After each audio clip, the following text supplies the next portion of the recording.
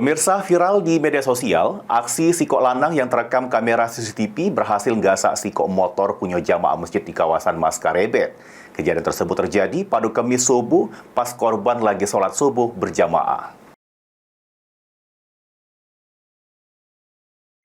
Inilah dia, detik-detik lanang gasak motor salah sikok jamaah di Masjid Darussalam, tepatnya di Jalan Kerinci, Kelurahan Talang Kelapo, Kecamatan Alang-Alang Lebar, Palembang.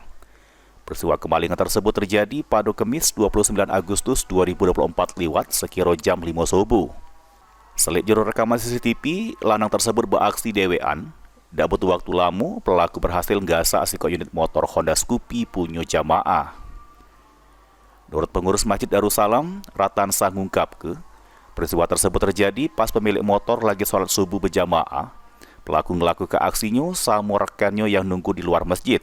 Sementara pelaku guna ke jaket hitam, sama make masker yang gasak motor Honda Scoopy punya korban. Pas sholat, pas rakaat kedua, itu punya jemaah kita juga yang cuman agak jauh dari sini rumahnya. Habis selesai sholat baru tahu, soalnya ada yang ribut-ribut pas masuk, kan gitu kamar CCTV, kamar ngeceknya di dalam kamar belakang. Kurang tahu juga ngapa ribut-ribut, rupanya tak tolong ke CCTV motornya kejadian, pokoknya dia mengambil motornya gitu. Jadi pas dicek kebenaran ada dua pelaku mengambil.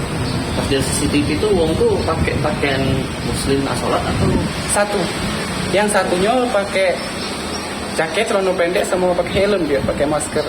Yang satunya pakai sholat lengkap, pakai sarung, pakai jaket, pakai kaos biasa. Yang ngambil motor itu pakainya yang pakai jaket itu ya? Iya, yang pakai jaket hitam sama pakai helm. Atas kejadian tersebut, korban langsung bikin laporan polisi, main di polisi lagi bebas pelaku. Lutfi, PAL TV.